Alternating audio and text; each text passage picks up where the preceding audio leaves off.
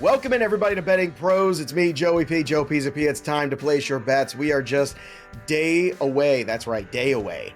Maybe hours now by the time you're seeing this from the NFL Draft, which we're going to be covering live on our Fantasy Pros channel. Don't forget to join us for the draft, 7 p.m. Eastern on Thursday. Live. Did I mention it's live? Because it's live. And of course, these two gentlemen are going to be there with me talking more draft. Pat Fitzmaurice, Matthew Friedman. Today's show, we're going to look at some of the team perspectives in terms of wagering. So we're going to talk about what some teams might be looking to add and where the possible landing spots for some of these players will indeed be. We're going to break that all down for you. And don't forget, we are brought to you by BetMGM, the king of sports books. Use that promo code JUICE to get up to $1,000 in free bonus bets, even if you don't win. So sign up today at BetMGM. And gentlemen, it has been a wild few weeks of speculation, of talk.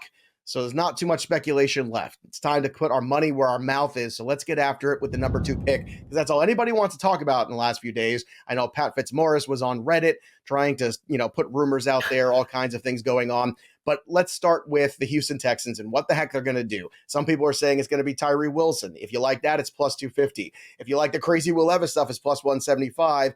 If you're like me and you just think it's CJ Stroud and this is all nonsense, it's plus 380.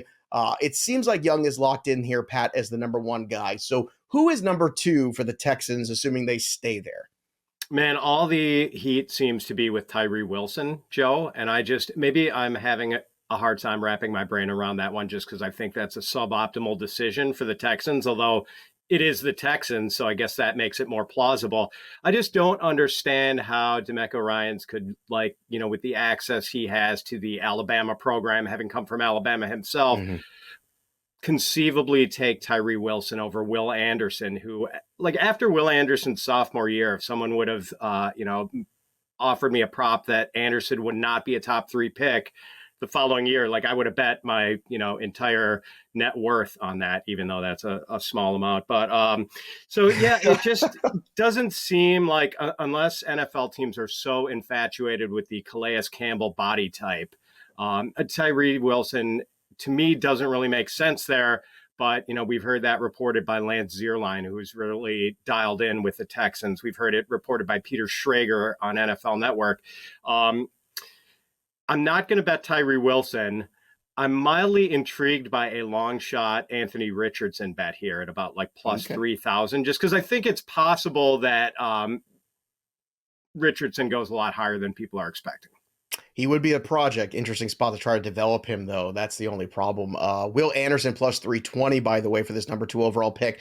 Look, Friedman, I want to get your take on this, because here's my hot take on all this. In terms of the who leaked the test score stuff, what do you think about the idea that Carolina leaked it just so they could say to everybody, look, Bryce Young's clearly the guy. We're making the right decision for all the draft capital move. What do you think of that? It has nothing to do with the Texans altogether. Did I just blow your mind?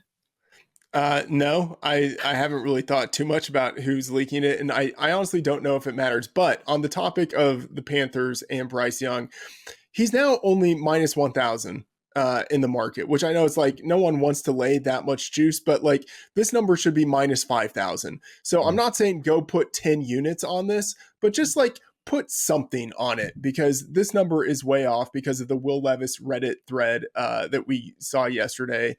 I actually think, as ridiculous as it sounds, that there is value in Bryce Young at minus 1,000 to be the number 1 pick. So I would put a little bit on that. And then in terms of number 2, man, I thought that I would have Will Levis going number 2 in my mock because it makes sense. If you're the Texans, you need a quarterback and you can't really you can't let other teams dictate to you the future of your franchise by saying, okay, we're going to take a quarterback at 12. You can't do that if there's a guy that you prefer out of the 3 remaining quarterbacks on the board. But it seems that they just really dislike all of these quarterbacks so much outside of Bryce Young that they are going to go edge rusher at number 2. And then with that 12th pick, or maybe moving up a little bit to 10 or to 8, they are able to take a quarterback there. But Will Levis at plus 300, he's someone who, if I'm going quarterback, it's Levis at plus 300. He's the guy I would be looking at there. Well, I I do will. not believe it's Stroud. Whatever it is, it's not Stroud. Okay. All right. Well, I'll continue to stand on this island by myself, and we'll find out what happens on Thursday night. That should be fun because really, we spend a lot of time on the number 2 pick because so much of what happens at 2 is going to impact then the next 8 picks after. So the top 10 could be really changed out. Now, a lot of people think Arizona could possibly move out from where they are. Friedman, we have Tyree Wilson at plus 300, Stroud at plus 350. He's not going to go there. Probably more looking at Anderson or Wilson. So plus 300 at Wilson, plus 400 for Anderson. Where would you put right now one of those guys in terms of the better investment for number 3 if Arizona stays there? Yeah, honestly, if Arizona stays, a lot of this is so dependent on what happens at 2. But if they stay, edge rusher is where I would personally lean. But you have gotten a whole bunch of buzz about offensive tackle Paris Johnson at number 3, presumably thinking we need someone to protect Kyler Murray because this guy just gets hurt every year. I sort of get it, but I would lean still edge rusher. I think it is too early to take Paris Johnson at number 3. That feels like a magnificent reach, whereas taking Tyree Wilson at number 3 feels like only a slight reach. Like number 3, like that's the general range for Tyree Wilson. That's fine. So I would lean a little more towards Wilson over Paris Johnson, and I'm looking at FanDuel right now, plus 500 for Tyree Wilson. I think that's actually a reasonable bet. All right. Do you agree there, Pat, with Matthew's assessment? I do, and I tend to agree with Friedman's take on the 2 pick, where it just seems so suboptimal for the Texans not to go quarterback at number 2, leaving the edge spot for the Cardinals if they stay there. I do think there's probably some value on Tyree Wilson at plus 500. But man, I just feel like the odds of the Cardinals actually making this pick are low. Like, I think they would be bitterly disappointed if they made this pick and there wasn't enough heat on the quarterbacks for anyone to want to trade up to number 3. Well, whenever it comes to bitter disappointment, it typically goes hand in hand with the Arizona Cardinals. Indianapolis Colts are right now up at 4. So the consensus for a long time, Pat, has been Will Levis. So that seems to be one of the hotter bets there that one can make on this number 4 overall pick. If indeed the Colts stay there, Will Levis at plus 130. The most updated has Stroud at plus 210, then Richardson at plus 300. It feels like quarterback here, Pat. Could this be the reach for Richardson? Is this the best of the 3 wagers because you're getting the best money? Or in terms of odds, would you rather just, get it right and get the plus 130 when it comes to Levis if he's still on the board? Yeah, I mean, I think there's enough of a chance that Levis isn't on the board with the Texans taking him. So that's kind of not where I want to go here. I'm more interested in Stroud or Richardson at those prices. I do have a modest bet on Stroud right now at number 4. Okay. Friedman, if indeed Levis goes to the Texans at 2, that leaves Stroud and Richardson ready to go. Do you think it's smarter to bet this now and lock in one of these prices, or wait and see things unfold and bet it live during the draft if that change starts to happen? Yeah, I think it's Richardson or Stroud. I lean a little bit more towards Richardson at this point. And, thinking a little bit more about the number 3 pick and about trades, right? I don't see the Colts trading up to number 3. And I think it will be hard for a lot of teams to trade up to number 3. So I think the Colts at 4 are going to have their pick of quarterback. Even if Levis goes off the board, I think they're going to have a pick between at least 2 quarterbacks there. I would assume it's Stroud or Richardson. I lean Richardson at this point. All right, let's move on to the 5th overall pick here, which could be the Seattle Seahawks staying here. We don't know. They do have a lot of picks. It feels like they probably will. Friedman, to me, this is the one where Jalen Carter really starts to enter into the conversation. Plus 350 of the odds there, consensus-wise for him, where it definitely feels like this would be a good start for them to kind of rebuild this defensive front. Do you agree that that is the pick to make here, or do you see somebody falling like a Tyree Wilson to this range and you think Seattle would then go ahead and take him? Yeah, so Rob Statton, who's a pretty sharp mock drafter and also like plugged in Seahawks blogger, he is pretty insistent that Jalen Carter will not be the pick at number 5. Now, like as sharp as he is, and then we've also heard from Daniel Jeremiah, there have been whispers Seahawks won't take him at 5. Todd McShay has said Seahawks won't take him at 5. I'm still disagreeing. Like, I think Jalen Carter is probably the pick here at number 5. Like, I can see how it doesn't happen if it's like, okay, we're building the culture, we want guys who like are good character guys and play hard and love football. That's not like the book on Jalen Carter. And so I can see how it doesn't happen, but man, the market has moved even more. Right. Plus 100 at DraftKings, minus 115 at FanDuel for Jalen Carter to go number 5. It makes all the sense in the world. The Seahawks need some big-bodied guys in the interior. Jalen Carter is one of the best defensive tackles we've seen in the draft in the past 5 years or so. If not for the character concerns, he would maybe be the number 1 overall kind of like rated player in this class. I think it makes all of the sense for them to take him. If not, Anthony Richardson is the guy who has gotten some hype, and I am just not buying the Seahawks drafting a quarterback at number 5 so that he can sit behind Geno Smith for a year or two. I'm just not buying it, especially since they signed Drew Lock to a backup quarterback contract. Like Drew Lock is what Andy Dalton was last year. Like the sign that the team is not going to be drafting a quarterback. Look, I agree 100% with you. And this is so much smoke right now this time of year, Pat. Sometimes I want to just push all the media stuff away, and I just want to focus on the needs of the team and also the personality of the coaching staff and the organization, what they're willing to do sometimes. I feel like Pete Carroll's one of those guys willing to push the envelope to win. And if so, Jalen Carter's the pick. And I think it's fascinating that it's moved to the minus over on FanDuel right now, despite all the other stuff that Friedman talked about. What do you think about here at 5? Yeah, I mean, I do have a small bet down on Carter, but I got it at much better odds than this. I think it was over plus 200 when I got it. I think if Will Anderson falls, he would be the pick over Carter for the Seahawks. But as noted earlier, I don't think it's likely that Anderson does fall out of the top 3 or 4. Yep. So, I think the value, though, on Carter has just sort of been baked out, considering some of the rumors that really the Seahawks don't want Carter. The character thing, I don't know whether that's an issue or not. I mean, the Seahawks have been a little more cavalier about character issues than some other franchises, guys like Frank Clark, who they've drafted in the past. So that's not really the hang up for me.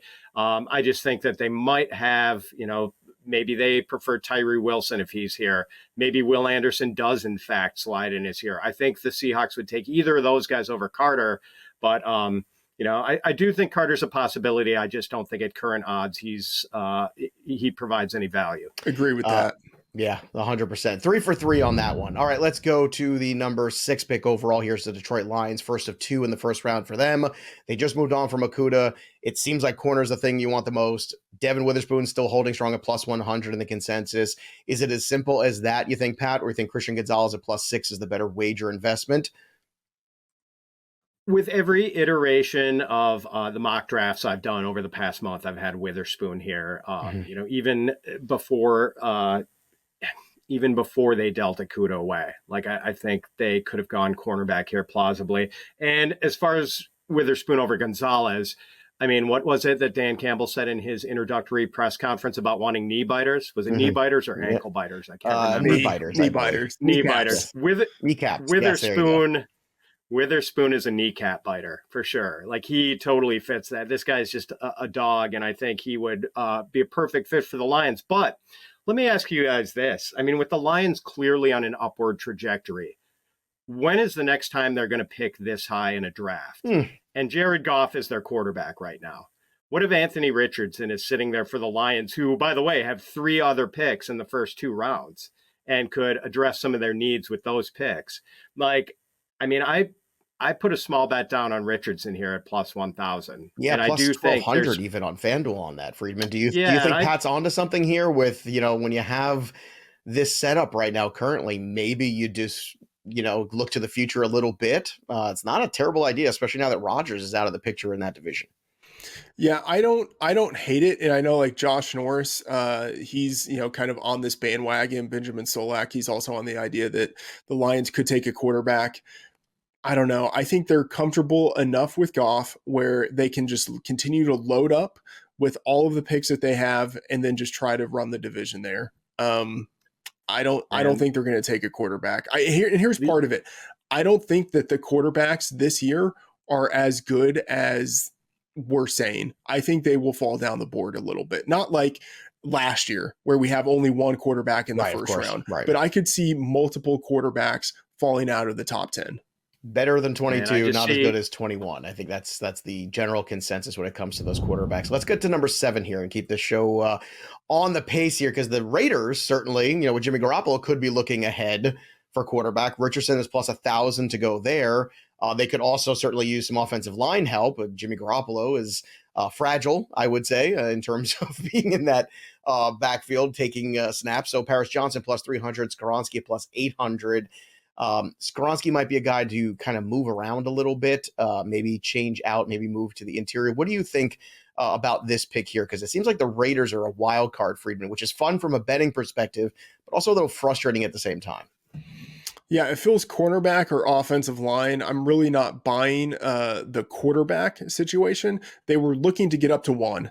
And then when they couldn't, they signed Jimmy Garoppolo. I think that's the sign. Good point. And so I think cornerback is a massive position of need. They have no one who's a starter caliber corner on the roster right now. And then offensive line, you could see how they could be very desirous for Paris Johnson Jr. And this is kind of the first spot outside of the Cardinals, which still feels a little bit unrealistic, but whatever. This is the first spot for months where people have been thinking maybe Paris Johnson goes here. So either Christian Gonzalez or Paris Johnson, I think, would be decent additions here to a betting card. Your thoughts on this one, Pat, here, the Raiders at 7. What vexes me about betting the 7 spot is that, what if Friedman's wrong and quarterback is in play for the Raiders? Not that Friedman's ever wrong, but I don't know that the Raiders. No, I don't know that the Raiders are going to be making the 7th pick. If it's not them, I don't know if there's value on any single player except for perhaps Paris Johnson. Because if it's not the Raiders making this pick, it's likely the Cardinals, in either the Raiders or Cardinals, could take Paris Johnson. So, yeah. Johnson at plus 300 seems like decent value to me. And I would say even in the trade down scenario for the Cardinals, Gonzalez or Johnson would also be on the board, because Gonzalez has been linked to the Cardinals as well, and they have the same positional needs. Plus 300 on Gonzalez, by the way, right now. Atlanta Falcons, this is possibly the first landing spot for Bijan Robinson, plus 250 for him. Nolan Smith plus 550. You got Christian Gonzalez at plus 650 right now. Pat, do you have a certain feel of, will Atlanta go ahead and just take Bijan and say, hey, let's support Desmond Ridder in year 2 with arguably the best generational running back prospect we've seen in quite some time? Or do you think they go on the defensive side of the ball with either Nolan, or if Jalen Carter should fall to them? Yeah, man, I don't know if I see any value with any of the individual options here. Bijan Robinson feels irresponsible.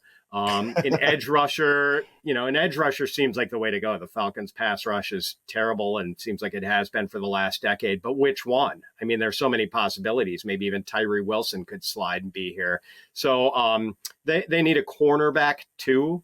They've just released Casey Hayward, and they've got Jeffrey Okudah penciled in as a starter, who, as Matt Friedman has pointed out many times in the fantasy end of things, is not a shutdown cornerback. So no. Number 8 is a total mystery to me. I don't think there's much value on Bijan. I can't see the Falcons, with all their screaming needs on defense and some on the offensive line too, taking a running back here. Friedman, with all the screaming needs, what screams the loudest? I would just pass on all of this. I would say Nolan Smith is the one who seems the most intriguing, and he's plus 550. Bijan Robinson, the market is just totally tapped out on him at plus 250. Okay, let's close out these top 10 here. The Chicago Bears, I know they want Paris Johnson at plus 380. That's, of course, what they would love to have, it feels like. Do you think, Friedman, that's exactly, if he still floats there, that's the pick? Or do you think it never makes it to Chicago over at 9? What's really interesting, if you look at the market at 9, Darnell Wright is actually priced ahead of Paris Johnson Jr. And there has been some serious smoke linking Darnell Wright, because he's like that pure right tackle, was awesome last year. And there's the idea that they plug him in at right tackle, where they've seen him dominate, just in terms of talent, maybe actually better than Paris Johnson Jr. last year. And so even though Johnson is, has like the higher expected draft position, this might be one of those specific like circumstance-based picks where you actually would go Darnell Wright ahead of Paris Johnson Jr. And so like in my mock draft, that's one area where I'm struggling. I wouldn't be betting any of this, like Jalen Carter, Darnell Wright, Paris Johnson Jr. Like all of their odds are low enough in the market to where it's just like, I'm going to stay away. But for me, it's not automatic that it's Paris Johnson. This could be right. All right. Real quick, Pat, give me your thoughts on number 9, the Chicago Bears. I would echo everything Friedman says on that. I would fade Peter Skoronski as the pick here. I know a lot of people link that because he played at Northwestern, which is right in the Bears' backyard. Yeah, he doesn't. They need a tackle, and Skoronski's arms are probably too short to stick a tackle in the NFL. Yeah, I agree. He moves to guard. Let's go to number 10 here, Philadelphia Eagles from the Saints. This is a pick, too, where we've heard some people say, hey, the Eagles are ready to go right back and win. Bijan's at plus 750 there. I continue to like Nolan Smith, Pat, at plus 500 if he's still on the board. To me, I think this is a great fit for them. What are your thoughts here in terms of investing in the Eagles at 10 in this last of the top 10 guys that we're looking at in terms of the teams? I've got bets here down on both Carter at plus 500 and Bijan at plus 650. I mean, if Carter slides, the Eagles could stop the slide. And there's even been rumor about them possibly trading up for Carter. The thinking is that maybe they could, pair him with his college teammate Jordan Davis, who apparently was a good influence on Carter in the Georgia locker room when they were together. And how unstoppable would the Eagles be if they did decide to draft Bijan Robinson? Like, I know they have other needs too, especially on defense, but I mean, if you've got Bijan Robinson, your defense doesn't need to be great because you're scoring 30 or more points most weeks. So, it's really tempting to match up Bijan with the Eagles. So those are my two plays here. I don't know about an edge guy. Cornerback, I suppose, is a possibility, but maybe they could address that with their second pick in the first round because cornerback is one of the deeper positions in this draft. Friedman, your thoughts here with the Eagles. Do they go for it all or they just go play it safe? Edge and defensive tackle seem like the most likely, just to me, in terms of looking at mock drafts and stuff like that. But I gotta say, offensive line has taken a lot of heat recently at number 10 for the Eagles, and Skoronski makes a lot of sense for them because he can play right guard right away. You've got a center and a right tackle who are both awesome, but both might retire in a year. And Skoronski has the flexibility to play either of those positions, potentially center, probably right tackle, probably, but he could be an awesome right guard immediately. So I can see Skoronski at number 10. I haven't bet it. I haven't mocked it, but it's on the radar. All right, let's play a little lightning round right here with the number of players at a position going in round 1. So I want your gut reaction. I'm going to give you the number. You tell me over or under. You ready to play? Let's go. I don't care if you're ready to play. We're playing. Total number of quarterbacks in the first round. 4.5 is the number. Friedman, over or under? Under. Hard under for me. Hard under for me. I'm not buying Hendon Hooker. All right, Fitz. 3 for 3? I think under 2. I'm not quite as convinced as Friedman, but I do think his instincts are probably right on that. All right. Okay, let's move on to the next one here. Total number of running backs in the first round. 1.5 is the number. Fitz, over or under? Under for me. I like it at plus money. I can't find a fit for Jahmyr Gibbs that makes sense in the back end of the first round. I agree. I am with the Bijan standalone RB in round 1. Friedman, 3 for 3. Yeah, I'll go under, but it's a tentative under. I'm going to hate myself with it later. You and your tentative unders. Let's go to tight ends in the first round. Everybody loves the tight ends. Over under 2.5 being selected. Friedman, over under. Massive under. I agree. Massive under. 2 for 2. Clean sweep here, Fitz. Under. It's exactly 2. Okay. I think it could be 1, to tell you the truth, because everybody loves these tight ends so much. They say, hey, we can get one in round 2. We like Laporta. We like Musgrave. We like all these other guys. Wide receivers drafted in round 1. Over under 3.5. That's the number. Pat, what do you say? Under. Really close call, though. I think that's 50-50. I'm going under. I think it could be as little as 2 or maybe even 1. I think this class is starting. I think the defensive players, the offensive linemen, they're starting to pull up the board here. What do you think here, Friedman? Over under on the 3.5. I take under, but 3.5 is a good number. Okay. I like that you're giving the book some good support there. Defensive backs drafted in round 1. 5.5 is the number. Friedman, over, under. I have to say, I'm actually going under on this, and there's pretty massive positive numbers to the Yeah, under here, and I would be betting that. that's plus 140 there. What do you think about this number, Fitz? Over under 5.5 defensive backs in round one. I still like over, even with, minus 188 or something like that. I mean, 5 locks and Witherspoon, Gonzalez, Joey Porter, Deontay Banks, and Brian Branch. We just need one more of, Keely Ringo, Emmanuel Forbes, Cam Smith. I like it over. I think 5.5, just to jump in here, 5.5 is the perfect number. So I wouldn't be betting it if this was like minus 110, minus 115, but I would bet either side at plus money. Okay, plus money on the 5.5 unders where you got. All right, offensive lineman, last one here to do. 6.5 is the number. Fits over or under 6.5 O linemen going in round one. Man, the under, but I'm not convinced. Like, I think we could see guys like Joe Tittman, John Michael Schmitz, maybe even Cody Mock slip into the first round. So that I'm guessing under, but I'm not betting it. Okay, Friedman, your thoughts on the lineman, 6.5.